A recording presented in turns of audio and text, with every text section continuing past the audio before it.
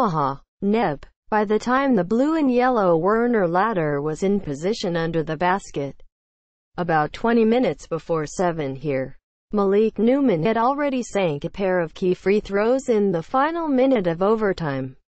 He had already delivered a series of offensive haymakers to the national championship favorite in the biggest game of his college career. He had already shuffled his feet to stay in front of Duke senior guard Grayson Allen and contest his would-be game winner to force the extra session. He had already slipped on a white celebratory baseball cap, headed over to press row and extended his hand. "Give me some," he said, over and over, though it was fair to presume no one was about to leave Newman hanging. It wasn't long before he was standing at the top of the ladder, beaming. Ready. One teammate, senior guard Devont Graham, had just retrieved a piece of the net. Another one, senior wing Svi Mikhailiuk, had followed suit. Newman began snipping away at however much nylon was left, and after he was finished, he left behind a scene that would have felt outlandish, if not inconceivable, a little less than 2 years ago. "This is why you come to Kansas," Newman said after had scored a career-high 32 points in an 8,581-win victory over the No. 2 seed Blue Devils at the CenturyLink Center to put No. 1 seed Kansas in the Final Four for the first time since 2008. Again in San Antonio. To be in games like this, to be in moments like this, Jayhawks fans, purchase your Kansas Final Four gear here. On Sunday, an Elite Eight game pitting two blue bloods led by Hall of Fame coach Johnson, a Midwest region that, after being whittled down to its 2 top seeds, offered a chalky contrast to the chaos erupting elsewhere around the bracket, served as the next step in a remarkable turnaround story.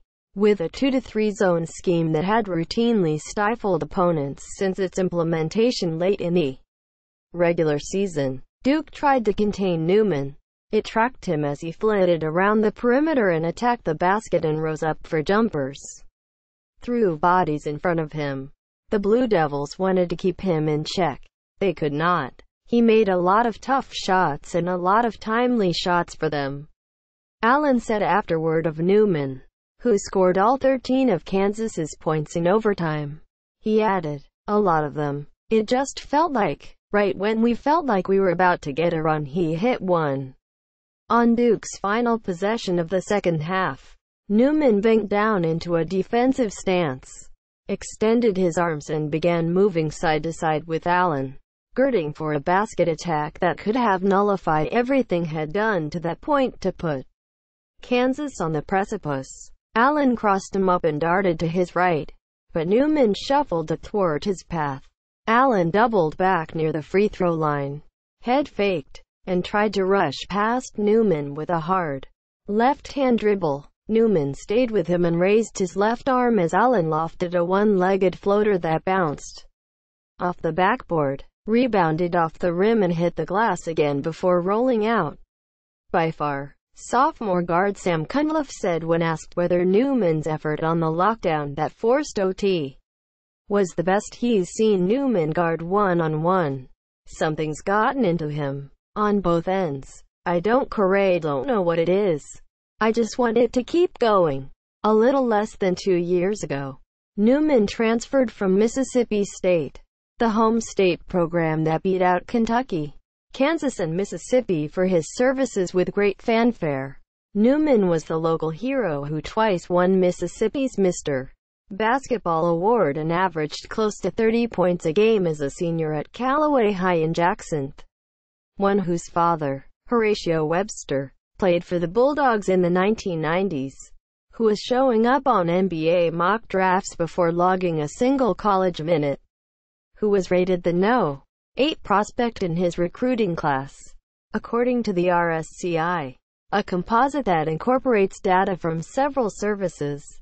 Yet after one underwhelming season under head coach Ben Howland in Starkville, Newman decided to transfer. After declaring for the draft and subsequently withdrawing, Newman opted for a brand name program residing far higher on the high major food chain than Mississippi State. Sidelined in accordance with NCAA regulations, Newman spent his first season at Kansas watching the Jayhawks win 31 games in another Big 12 regular season championship, clinch a No. 1 seed and play their way into an Elite Eight matchup with No. 3 seed Oregon in Kansas City. Newman was reduced to a cheering spectator on that late March day in Kansas City. But about a year later, on Sunday, he was arguably the single biggest reason the Jayhawks were able to take down the team with a higher ceiling than any other that qualified for the NCAAs. He was the best player here, Self said afterward of Newman. To reiterate a point that should have been plain to anyone who was watching, Newman was resplendent against Duke, but there were stretches of this season when most available evidence suggested that this balling out in the moments when Kansas needs him most, against the toughest competition with win-or-go-home stakes, was beyond him. As a high school player, Newman had a reputation as a shot-hungry volume scorer who wouldn't readily defer to teammates, an inefficient chucker who couldn't play within the flow of a high-level offense. It took time for him to find his groove in Kansas' perimeter-oriented attack. As late as March 3, the Jayhawks' regular season-ending game at Oklahoma State, Newman committed 3 fouls and 3 turnovers and needed 7 shots to score 7 points. In 6 games after that dud, Newman put up an average of 21, 2 points, 5 assists and 8 rebounds while shooting 59% on 5 three-point attempts per game. Then came Sunday's region most outstanding player clincher, in which Newman punctured Duke's defenses with powerful drives to the basket, drilled corner threes and pulled down 5 more rebounds than a 610 big man on the other team. Projected to be taken in the top 10 of this summer's draft, Wendell Carter Jr. What's changed for Newman is so simple as to strain credulity. I was just thinking too much, Newman said after trying to make his way to his locker, only to give up in the face of an immovable mass of camera and recorder-wielding media members. He added, I wasn't thinking about, I need the ball in my hands or anything like that. It was just more of me learning how to play off Devon and Svi and junior wing LeGerald Vick, and just learning how to play off those guys and also learning how to play with those guys. This is a tourney defined by mayhem, by Sister Jean, the University of Baltimore County bulldozing Virginia. Buffalo Running Sports Illustrated's preseason No. 1 team off the floor and one of the top defensive squads in the country, squandering a 22-point lead in the second half. By the end of the first weekend, 2 No. 1 seeds, No. 2 seeds and No. 3 seeds had been sent home. Only 1 No. 4 seed was still alive, and half of the No. 7, No. 9 and No. 11 seeds had secured spots in the Sweet 16. For the first time ever, one region, the South, had each of its top 4 seeds go down in one of the first 2 rounds. As one high major giant after another bowed out, Kansas and Duke plowed ahead. At a remove from the tumult, the Blue Devils mowed down No. 15 seed Iona and No. 7 seed Rhode Island and Pittsburgh, a familiar foe. ACC competitor and No. 11 seed Syracuse offered more resistance on Friday, but not enough to deny Duke its 15th appearance in the Elite Eight under head coach Mike Krzyzewski. Kansas' path here was more arduous. After handling No. 16 seed Penn in its opener, the Jayhawks skated by No.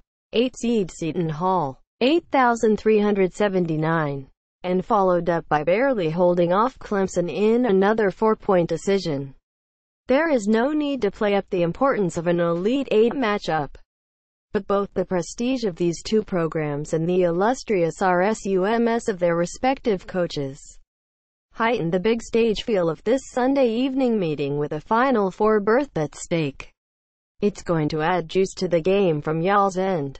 I know that, Allen, a bench spark plug on the last Duke team that reached this round, 2015, said on Saturday. There's going to be if it's possible.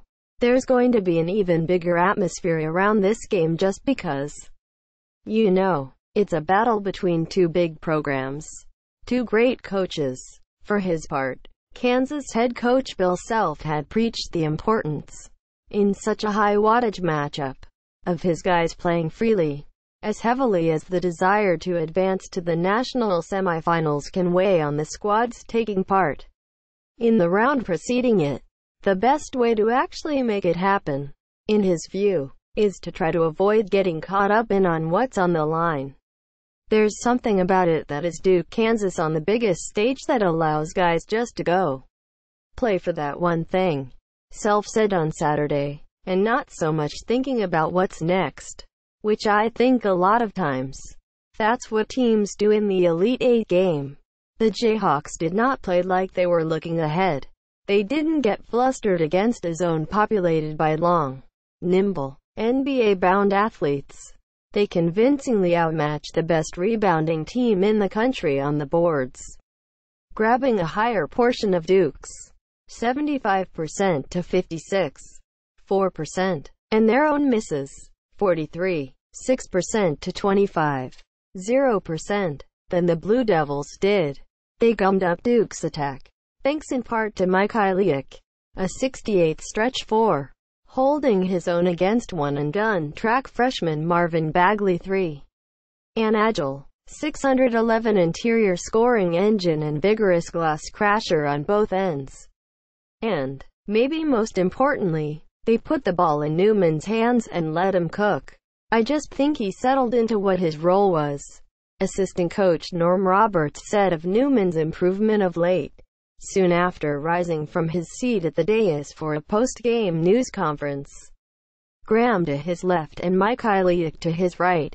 The 63 redshirt sophomore started making his way down the hallway, flanked by a pair of media members hoping to get some insight into a star turn that was equal parts scintillating and surprising. Inside a cramped, victorious locker room where taking even one full step in virtually any direction necessitated violating someone else's airspace, Newman settled for a black mini refrigerator near the entrance. He found enough butt space amid the yellow Powerades, browned bananas and Cliff Bars lying on top to sit down before a clutch of reporters who wanted to speak to him right there, right then. That's fine, Newman said. Then he began fielding a series of questions about a performance that, not too long ago, didn't seem possible.